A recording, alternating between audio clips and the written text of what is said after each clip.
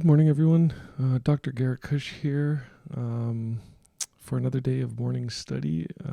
Getting started a little later than anticipated, but a little bit of audio technical difficulty. So that's all done. Today we're going to be continuing on with our reading from The Essence of Success by Earl Nightingale.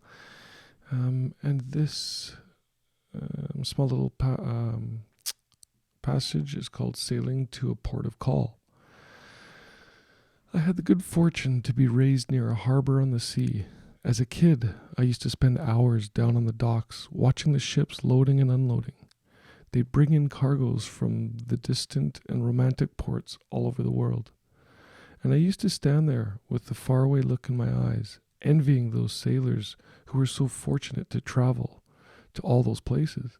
They traveled over the distant horizon to places I could only imagine or read about in my geography books. I hung around so much that some of the mates and skippers finally recognized me and actually invited me aboard. I guess you can imagine the heaven that was for me. They'd take me from the engine room to the forecastle and finally to the place I liked best, the navigation bridge. The bridge had the best view, but it was much more than that.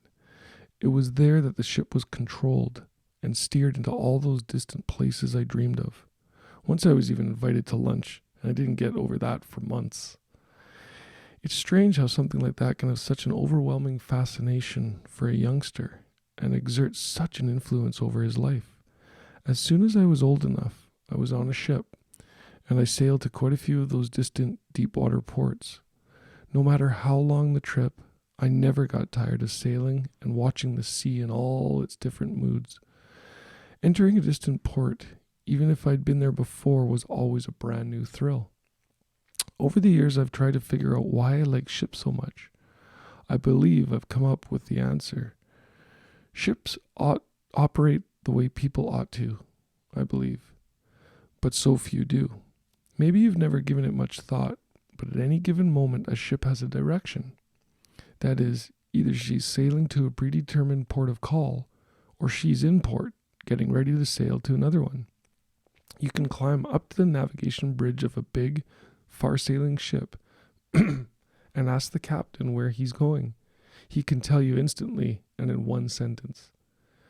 How many people do you know who can do the same thing?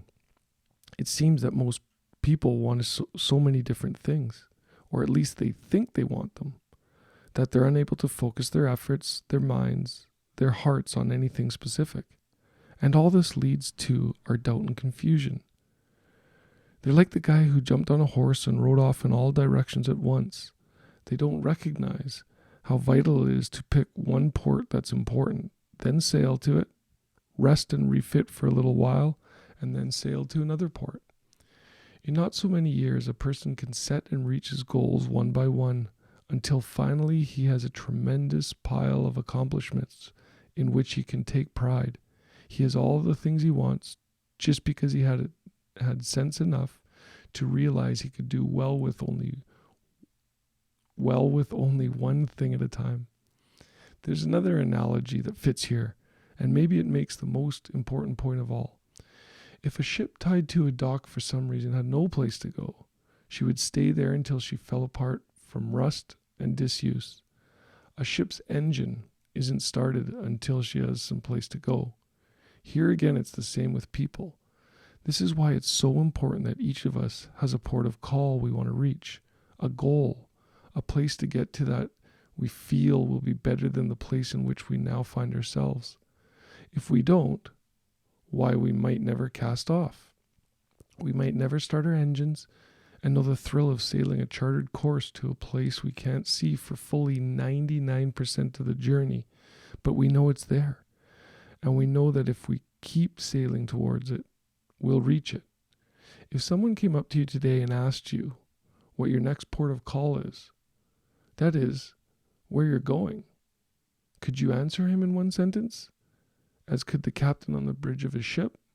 If not, maybe you'd like to give it some thought. Another great passage. I mean, think about all that, all the wisdom in that. You know, Just like a ship, having a place or having a goal is like a destination. You know where you're going, right? That's the importance of setting that goal. Another great point, I mean, for 99% of your work that you do towards achieving a goal, right? You don't see that destination. The only place you can see the destination is in your imagination. That's why the goal has to be such a large, emotionally evoking goal, so that you will continue to persist in the journey to get there. It's a great little passage from Earl, and maybe it can help you understand a little bit more about, why goals are so important, how they allow you to, realize your dream life. Don't wait. Don't stop now. Set your destination. Take control of that ship. Don't leave it in the harbor. Don't let life, rust away and, and fall apart. It's just like a business. A lot of people talk about, business needs growth. Relationships need growth. Growth is movement. It's movement forward. It's evolution. It's going towards a destination. So, just like a ship, if you think about life in the same way, then, pick your next port of call, move towards it, realize it, and then don't stop. Look at the next port of call, and that way you get to see bit by bit, piece by piece, you get to realize your dream life. So have an amazing weekend, everyone. No, we got started a little later today, but we'll be on here tomorrow with another passage from The Essence of Success from Earl Nightingale. Take care, guys. Bye.